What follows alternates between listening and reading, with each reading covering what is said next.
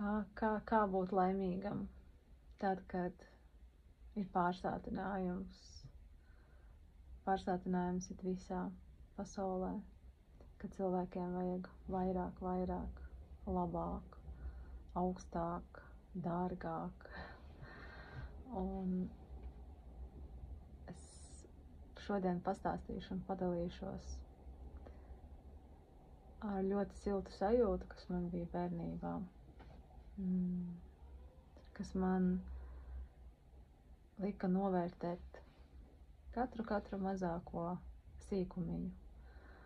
Un, ja tu novērtēsi mazumiņu, tev tiks dots arī vairāk. Ja tu čīkstēsi, ka tev nekā nav par ko pateikties, ja, tad visdrīzākais arī tu paliksi, kā saka, pie sasistas ielas. Nu, lūk, mana bērnība pagāja laukos, par ko es arī esmu ļoti pateicīga, jo lauku vide pati par sevi māca pateikties un novērtēt.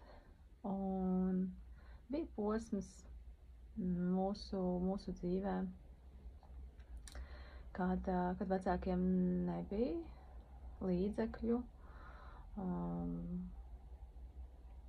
ēdienam, kā saka, bija, bet ne tādiem grandioziem svētkiem, un es negribu teikt nabadzība. Nu jā, varbūt grūti laiki, teiksim tā. Un mēs, protams, lai sagatavotos skolai, mēs lasījām ābolus, mēs ļoti daudz darījām ar rociņām, ja, ar rociņām, lai visa ģimene iesaistījās. Man bija brālis un māsa, un bitītes arī mums ļoti labi nāca palīgā. Bitītes vien jau varēja 3 bērnus septembrī palaist uz skolu. Nu, lūk, bet, ja es atgriežos pie tā stāsta, kuru es jums gribēju šodien pastāstīt, tad viena no maniem laimīgākajiem mirkļiem bērnībā, ļoti spilgtiem, ko es atceros. Pat tad, ja mums nebija daudz naudas šiem grandioziem svētkiem, Ziemassvētki man bija ļoti mīļi svētki bērnībā, nu kā jau droši vien, kad visiem. Un es atceros zem eglītes, man bija kādi 5-6 gadi, es domāju.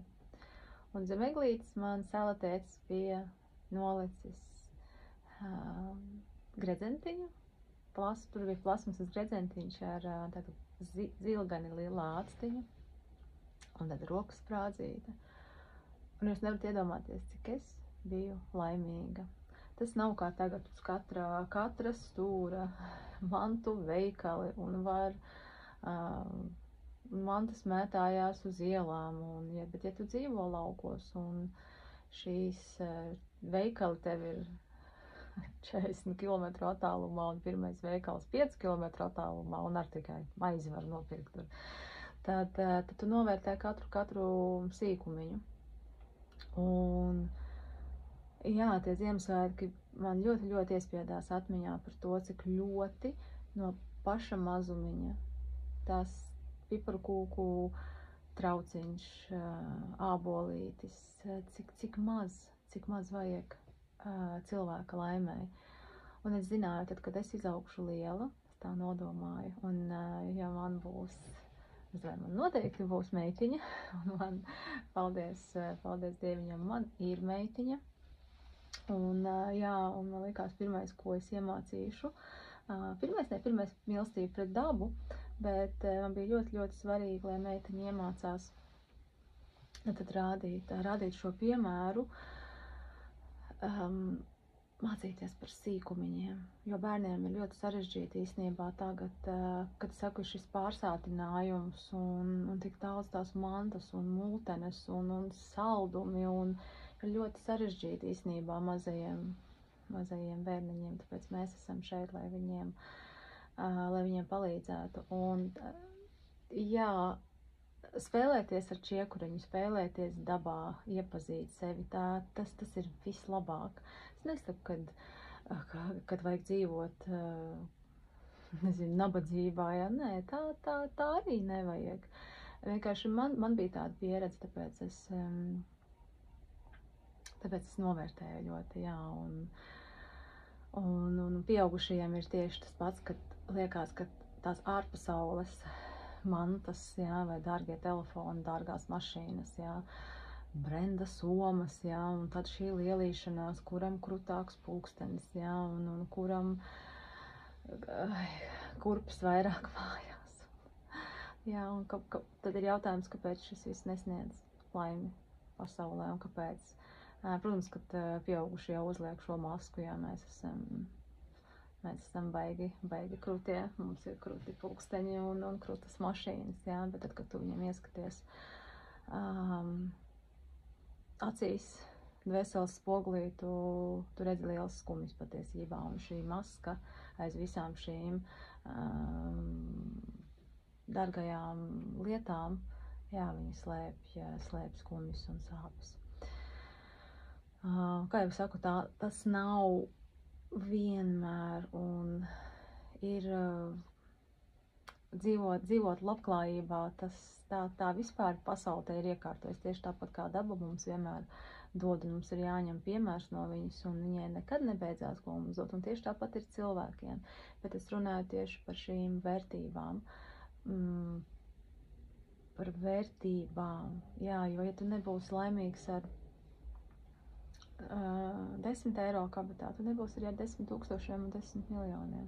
Arī tas manā dzīvē ir bijis, kad es esmu bijusi tādās situācijās, kad man ir tikai 10 eiro, un es nezinu, kā es nomaksāšu īri, kas vispār būs nākamajā mēnesī. Es atceros, un toreiz līst ārā lietus, un visam jābūt ļoti dramatiski, bet tā pati lielākā laime un miera sajūta, viņu nevar nopirkt par naudu. Viņu nevar sašūpināt, viņu nevar izsist no līdzsvara. Un tā pamazām tevi jau gatavo novērtēt to, kas tev ir, un pasakies to, kas tev ir. Jo nauda ir kā astotnieciņš, jā, ja tu dod pasaulē, tikai mēs varam dot caur tumšo vai caur gaišo. Ļoti bieži caur tumšo mēs varam saņemt pat vairāk, jā, ir šie ļoti veiksmīgi cilvēki, kam vienmēr visur veicās, un tev liekas, nu kā viņam viņš vienmēr tur, jā, pelna šos miljonus, bet ir jāņem vērā, ka šeit ir šī tumšā gaišā spēle uz planētas Zeme, un jā, nu tur es tālāk neiegrimšu, tāpat viss ir balansā, un mēs te neko nekontrolējam, mēs tikai varam izdarīt izvēles. Tas mans stāsts bija šāds, kad nepazaudējam, jo tieši mazajās lietās slēpjās šī patiesā laime, patiesais prieks. Sapņot vajag, piepildīt savus sapņus vajag.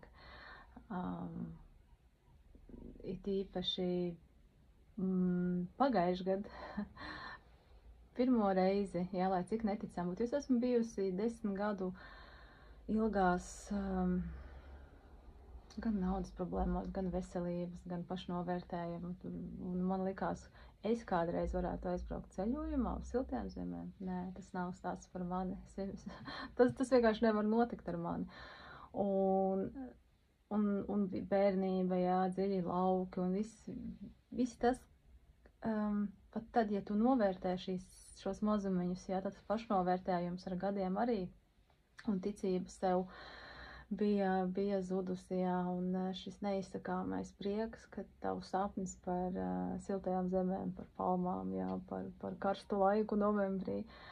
Un, ja es skatījos citiem, tas varbūt jau bija 10. un 20. un kurš tur ceļojums, varbūt visas pasaules malas ir apceļotas, bet man jau lidmašīnā esot bija šīs pateicības un prieka asars, ka man ir dota šī iespēja redzēt, ka man ir dota iespēja piepildīt savu sapni, un kā jau teicu, daudziem varbūt tā ir ikdiena, bet priekš manis tā noteikti nebija, un es biju ļoti, ļoti pateicīga, un tāpēc, jā, sapņot vajag, jo sapņi visi piepildās. Nu, lūk, bet ar ceļojumiem arī ir tāpat. Ja tu nebūsi laimīgs šeit, piemēram, Latvijā mūsu skaistā, jā, jo mana pieredze arī rāsīja, domāju, jēdziņ, atkal tā ziema, atkal augsts laiks, un atkal būs jāgaida, ka tu apkuri pieslēgs, un tad čīkstēšana mazliet ir.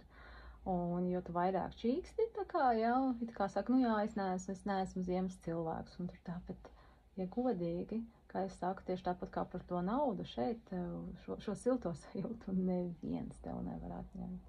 Un ja tu nebūsi laimīgs vasarā, tu nebūsi laimīgs arī ziemā, un tu nebūsi laimīgs ne Balī, ne Eģiptē, nekur, tāpēc viss mums sākas šeit, mūsu sirsniņā.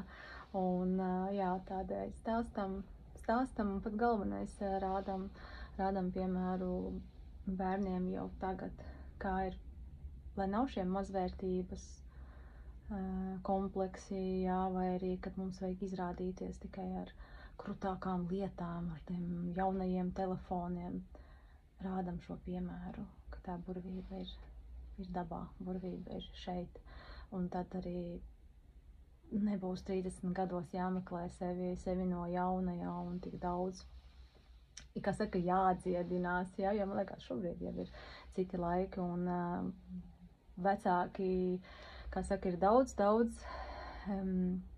viedāki tajā ziņā, un šo viedumu mēs varam, kā saka, rādīt piemēru mūsu bērniem.